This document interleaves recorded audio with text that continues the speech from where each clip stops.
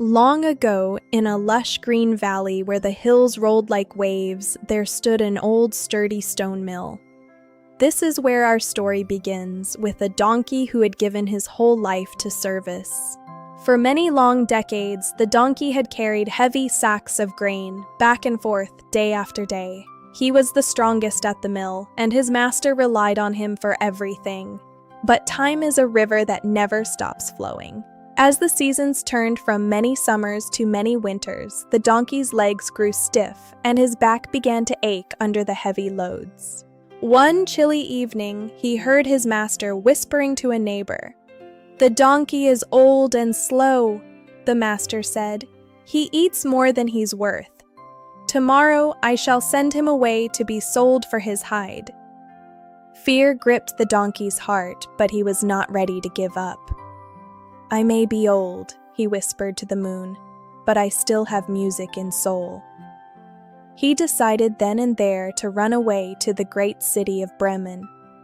Before the first rooster crowed, the donkey slipped out of the barn and headed toward the horizon. He had heard that in Bremen, even the oldest souls could find freedom and a place in the town band.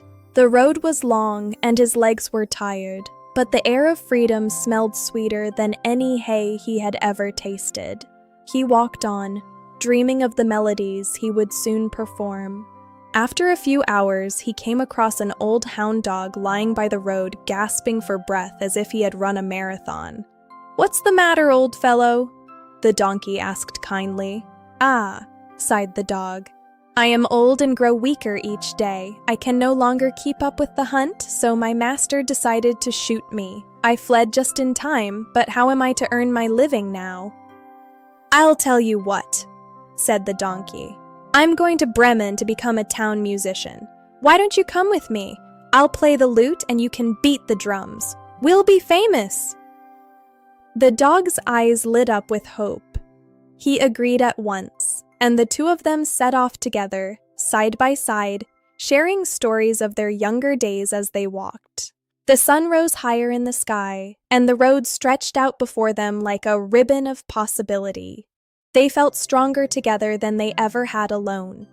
Before long, they saw a cat sitting on a wall, looking as miserable as a rainy day. "Why such a long face, Whiskers?" asked the donkey. "What has happened to you?" "Who can be cheerful when their life is at stake?" the cat replied. "I am getting old, my teeth are dull, and I'd rather sit by the fire than hunt mice. My mistress tried to drown me this morning."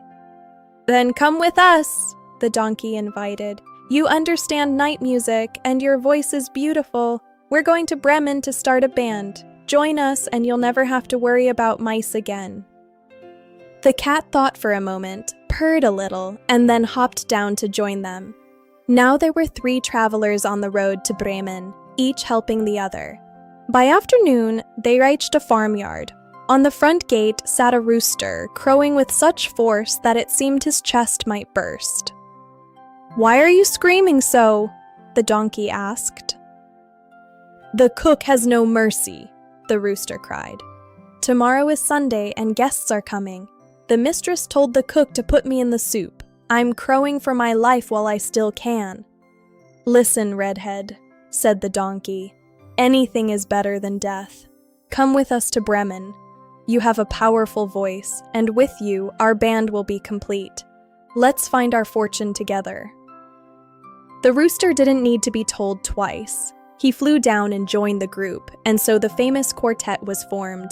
They walked on, their shadows stretching long behind them. They could not reach Bremen in a single day, and as night began to fall, they found themselves deep in a great forest. They decided to find a place to rest until morning. The donkey and the dog lay down under a massive oak tree. The cat settled onto a sturdy branch, and the rooster flew to the very highest point, where he felt safest from foxes. Before closing his eyes, the rooster looked in all 4 directions. Suddenly, he spotted a tiny spark of light in the distance. "Friends!" he called down. "I see a light. There must be a house nearby." The donkey agreed that a house would be much warmer than the forest floor. They set off toward the light, which grew brighter with every step until they reached a small, glowing cottage. Since the donkey was the tallest, he went to the window and looked in. "What do you see, old gray horse?" the dog whispered. The donkey's eyes widened with surprise at the sight inside. "I see a table covered with wonderful things to eat and drink," the donkey whispered. "And 4 robbers are sitting there enjoying a grand feast." The animals, who were very hungry, wished they could be inside. They knew they had to get those robbers out of the house. They huddled together in the shadows and came up with a clever plan to give the villains a truly terrifying surprise. Then they took their positions. The donkey stood by the window, the dog jumped on his back, the cat climbed on the dog, and finally the rooster flew up and perched on top of the cat's head. At a given signal, they began their concert all together. The donkey brayed, the dog barked, the cat meowed, and the rooster crowed. It was a sound like 100 screaming ghosts. With a deafening crash, they burst through the window and into the room. The robbers, thinking a multi-headed monster was attacking, fled into the dark forest without looking back. The 4 friends sat down at the table and enjoyed the wonderful feast the robbers had left behind. They ate until they were completely full, laughing at how easily they had won their new home. When they were finished, they put out the lights and found cozy spots to sleep. The donkey lay in the yard, the dog behind the door, the cat by the warm hearth, and the rooster perched on a beam. Later that night, the robbers saw from afar that the lights were out. The captain sent 1 man back to check.